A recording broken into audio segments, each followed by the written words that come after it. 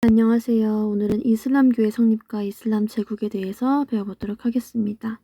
우리 들어가기 전에 서아시아 세계의 흐름 한번 다시 보고 가도록 할게요. 자, 우리 서아시아 세계는 일단은 메소포타미아 문명부터 시작을 했었죠. 그래서 보면은 메소포타미아 문명, 그리고 이집트 문명도 있었죠. 그리고 더불어서 헤브라이라든지 페니키아라든지 더 나아가 철기를 최초로 사용한 히타이트 문명도 있었습니다. 자, 이게 하나로 합쳐진 게 아시리아라고 한 나라로 통일이 되었었죠. 그리고 나서 아시리아 다음에 4개의 나라로 또 분할이 되는데 그 4개의 나라는 교과서에 나오지 않기 때문에 선생님이 간략하게 이집트, 신바빌로니아, 리디아, 메디아 순으로 나눠졌다고 얘기를 했었던 적이 있어요. 간략하게. 그리고 나서 등장한 거는 이제 아케메네스 왕조, 페르시아죠. 아케메네스 왕조 페르시아 다음에 등장한 거는 파르티아라고 한 나라였고요. 파르티아 또한 지도에만 간략하게 나와 있어서 이름만 언급하고 지나갔었을 겁니다.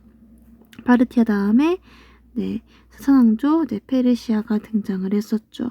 그리고 와서 등장하는 나라들은요, 이슬람 제국들이에요.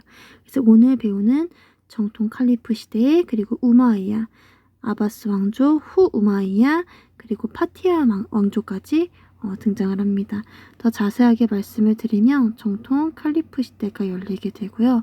이 뒤를 이은 게 이제 우마이야 왕조라고 하는 나라입니다.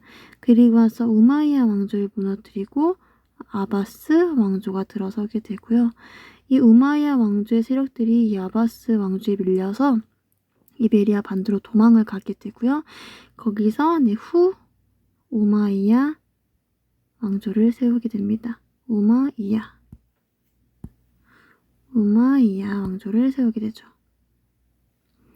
그리고 다시 한번 이슬람 세력들이 또 북아프리카 카이로로 이동을 해가지고 파티마 왕조가 들어서게 됩니다. 네, 오늘 배울 내용은 여기까지이고 오늘은 4대 종교 중에 하나인 이슬람교 배워보고 여기서부터 정통 칼리프 시대부터 파티마 왕조까지 배워보도록 할게요. 네, 교과서를 봐야 하기 때문에 내용들은 좀 지우고 가도록 하겠습니다. 자, 우리 먼저 보면 아라비아 반도의 상황을 좀 보도록 할게요. 자, 아라비아 반도의 상황. 6세기 후반에 아라비아 반도 주변에는 비잔티움 제국과 사산왕조 페르시아 이 두 나라가 대립하게 되었다라고 되어 있죠. 네, 교과서 지도 한 번만 보실게요. 자, 비잔티움 제국이 여기 있고요. 사산왕조 페르시아가 여기 있죠. 이 두 나라가 어떻게 했다고? 대립했다고요. 자, 근데 문제는 뭐냐면 동서 무역로를 차지한 두 나라의 갈등으로 무역로가 막히게 되죠. 그래서 이를 대신하여 아라비아 반도의 교역로가 활성화되게 됩니다. 그러니까 원래는 이 실선 중심으로 해가지고 이 무역로가 있었는데 여기 무역로들은 다 비잔티움 제국과 사산왕조 페르시아를 연결하는 무역로예요. 근데 맨날 이 두 나라가 싸우게 되니까 어떻게 되냐면은 이 경로로 상인들이 지나갈 수가 없게 되는 거죠. 그래서 사람들은 이제 무역로를 이렇게 아라비아 반도 중심으로 바꾸게 되는 거예요. 이 점선들을 따라가 보면 이제 아라비아 반도가 중심이 된다는 걸 알 수가 있습니다. 그래서 이 무역로들이 이제 중심이 되고 교역로가 활성화되었다라고 지금 교과서에 나와 있어요. 그 결과 아라비아 서부에 있는 어디 도시들이 메카와 메디나라고 하는 도시들이 무역의 중심지로 떠오르게 되는 거죠. 그러나 상업의 발달로 소수 귀족들의 이 부를 독점하면서 빈부의 격차는 심해졌고요. 부족 간의 갈등도 자주 발생했다라고 되어 있습니다. 자, 메카와 메디나 한번 체크하고 가도록 할게요. 메카와 메디나 이 두 도시들이 무역로 도시들로 성장하게 되었다. 무역 도시들로 성장하게 되었다라고 되어 있습니다. 이슬람교의 성립과 확대 보겠습니다. 메카의 상인 출신인 무함마드라고 한 사람은요. 유일신을 숭배하는 유일신의 알라를 숭배하는 이슬람교를 창시합니다. 이 알라라고 하는 거는 기독교에서 하나님이라고 하는 존재랑 똑같은 거겠죠? 자, 무함마드는 종래 우상 숭배를 배격하죠. 그리고 알라에 대한 절대 순종도 얘기를 합니다. 신 앞에서 모든 인간이 평등하다는 교리도 내세웁니다. 이러한 교리는 많은 사람들에게 호응을 얻었어요. 왜냐하면 평등이라고 하는 거는 그 당시에 신분사회에 엄격했던 신분사회에 굉장히 획기적인 얘기였고 많은 사람들이 평등하고 우상을 숭배하지 말고 오로지 알라를 숭배하자라고 하는 내용에 굉장히 귀 기울였다라고 보시면 될 것 같아요. 하지만 평등이라고 한 단어는 누구에게 늘 박해를 받냐면 이 귀족들에 대해서는 귀족들의 입장에서는 굉장히 화가 나는 입장이었겠죠. 왜냐하면은 귀족과 평민과 노예, 엄연한 신분의 격차가 있고 그런 것들이 있는데 이 노예와 귀족이 똑같다? 이건 말도 안 되는 생각이기 때문에 박해를 했던 거죠. 622년에 무함마드는요. 도저히 귀족들의 탄압을 견딜 수가 없었어요. 그래서 메디나라고 하는 곳으로 이동을 하게 되고요. 이 자체를 우리는 헤지라라고 부릅니다. 자, 메카에서 메디나로 이동을 하였다라고 보시면 되는데 여기 지금 지도 보시면은 화살표가 있는 게 보이실 거예요. 선생님이 지금 체크해서 잘 안 보이는데 여기 다시 보시면 이렇게 화살표가 있어요. 이 화살표 자체를 우리가 이동을 했다. 메카에서 메디나로 이동을 했다라고 보고 있고 이걸 우리는 헤지라라고 부르고 있죠. 자, 무함마드는 메디나에서 세력을 키웠어요. 그래서 종교와 정치가 일치가 된 이슬람 공동체를 만들죠. 종교와 정치가 일치가 되었다라고 하는 거는 굉장히 강한 세력을 보인다는 얘기가 되겠죠. 그래서 이를 바탕으로 메디나를 장악을 하게 되고요. 다시 한번 메카에 입성을 한다라고 되어 있습니다. 그래서 결국엔 아라비아 반도 대부분이 이슬람 세력에 의해서 통일이 되었다라고 보시면 되는데 교과서 지금 다음 페이지 나올 텐데요. 이 세력이 어디까지 지금 장악하는 이 아라비아 반도 이쪽 라인들을 다 이슬람 세력으로 장악을 시키는 게 이 무함마드 알리의 이슬람교 세력들이다라고 보시면 되겠습니다. 넘어가실게요. 자, 가브리엘의 계시를 받은 무함마드는요. 메디나로 이동을 해서 헤지라라고 하는 걸 단행을 해서 더 큰 종교 세력을 만들어서 메카로 재입성을 하게 되고 아라비아 반도를 통일하게 된다라고 보시면 되겠습니다. 특히 이 카바 신전이라고 하는 곳은요. 이슬람교의 제1성소이다라고 보시면 될 것 같아요. 나머지 내용들 여러분들 읽어보시면 될 것 같고요. 자, 이슬람교가 왜 빠르게 전파가 되어서 현재 세계 4대 종교 중에 하나로 되었냐라고 보시면요. 여기 관용적인 신앙의 자유를 보장했기 때문이라고 하는 내용이 가장 큰 포인트예요. 그래서 관용적으로 사람들을 포용했고 평등을 주장을 했고 이런 것들을 여러분들이 같이 보시면 될 것 같아요. 세금 부담도 되게 줄여주었다라고 하는 내용도 나와 있죠. 문화 상대주의는 여러분들 사회 시간에 많이 배우고 있죠.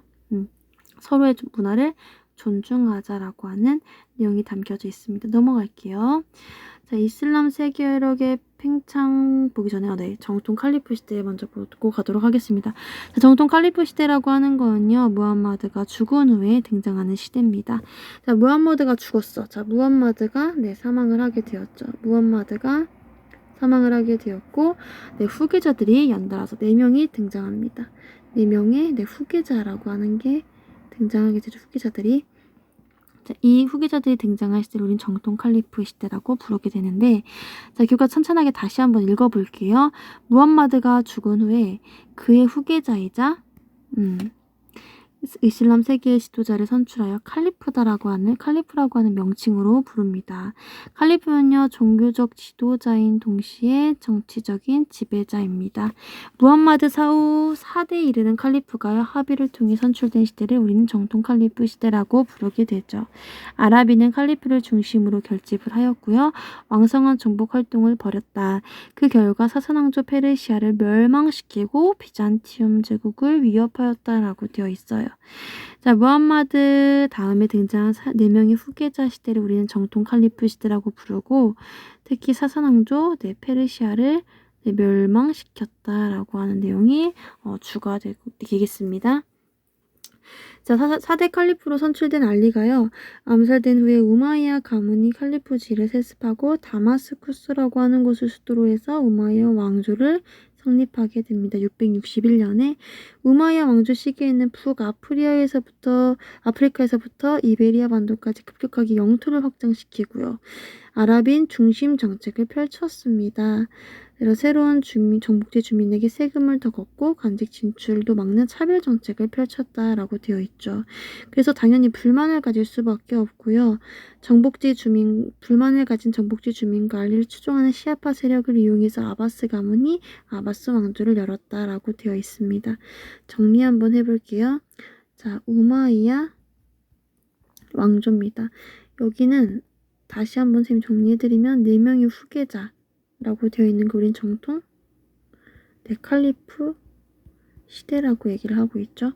정통 칼리프 시대. 자, 우마이야 왕조는 어떤 포인트를 가지고 있냐? 일단 수도가 다마스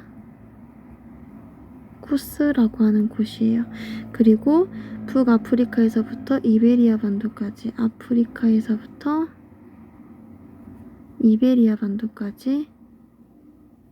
확장 정책을 펼쳤고요. 그 다음에 아랍인 중심 정책이죠. 그래서 반발이 일어났다라고 보시면 될 것 같아요. 자, 아바스 왕조 한번 볼게요. 750년에 세워진 아바스 왕조는요, 우마이야 왕조와는 달리 아랍인이 아니어도 중요 관직을 허용했다라고 되어 있죠. 그래서 세금 제도에서도 차별 정책을 폐지했기 때문에 굉장히 환영받았던 나라입니다. 또한 탈라스 전투라고 하는 곳에서의 당의 승리에서 비단계를 통한 동서교역을 주도하게 되었다라고 하는 내용이 나와 있습니다. 따라서 아바스 왕조의 수도였던 바그다드가 세계의 학술, 문화, 경제적 중심지로 성장하게 되었다라고 되어 있습니다. 네, 아바스 왕조와는 다르게 우마이야 왕조를 추종했던 세력은요. 이베리아 반도에 후 우마이야 왕조를 세우고 코르도바라고 하는 곳을 수도로 삼죠. 또한 북아프리카에서는 파티마 왕조가 수립이 되고 카이로를 중심으로 발전을 하게 됩니다.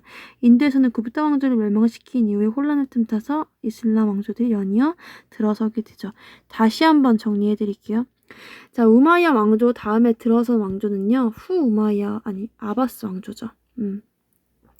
자, 아바스 왕조입니다. 아바스 왕조가 들어서게 되고요. 아바스 왕조의 포인트들은요. 일단은 수도가 어디냐면은 바그다드죠. 바그다드다. 그리고 여기는요. 북아프리카에서 이베리아 반도까지 확장시킨 우마이야 세력과는 조금 다른 특징적으로 탈라스 전투가 일어나게 되죠. 탈라스 전투가 일어나게 되고 당나라를 공격해서 승리하게 되고요. 비단계를 가져오게 됩니다. 따라서 바그다드가 세계 중심 도시로 성장을 하게 되는 거고요. 또한 비아랍인을 차별하지 않은 정책을 펼쳐요. 비아랍인 차별을 폐지하게 되죠. 자, 이 아바스 왕조와는 좀 다르게 다른 왕조들도 등장을 하게 되는데 잘 안 써지니까 이쪽으로 내려와서 끌고 와서 쓸게요. 자, 우마이야 다음에 아바스, 다음에 후 우마이야 세력들도 있습니다. 그리고 또 다르게 파티마 왕조도 있죠. 자, 후 우마이야의 수도는 어디냐면은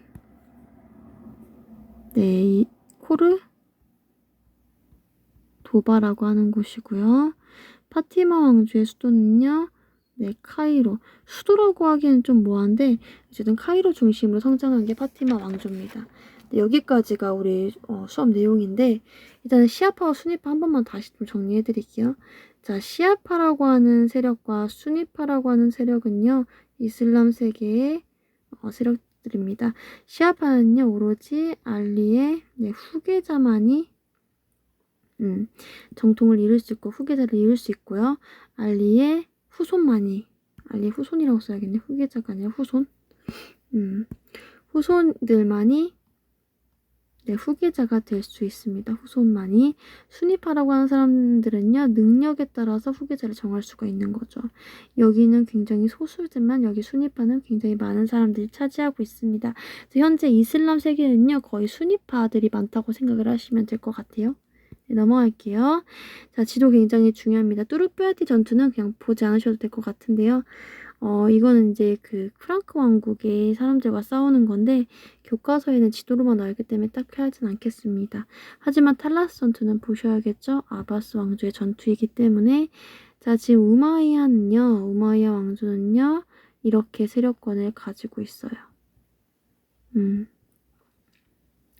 이만큼의 세력을 가지고 성장을 했고요. 이 우마이야 왕조의 뒤를 이은 게 이제 아바스 왕조였죠. 그래서 지우고 좀 볼게요. 자, 바그다드를 중심으로 성장하는 나라는 아바스입니다. 그리고 카이로를 중심으로 성장한 나라는 파티마죠. 그리고 코르도바를 중심으로 성장한 나라는 우마이야죠.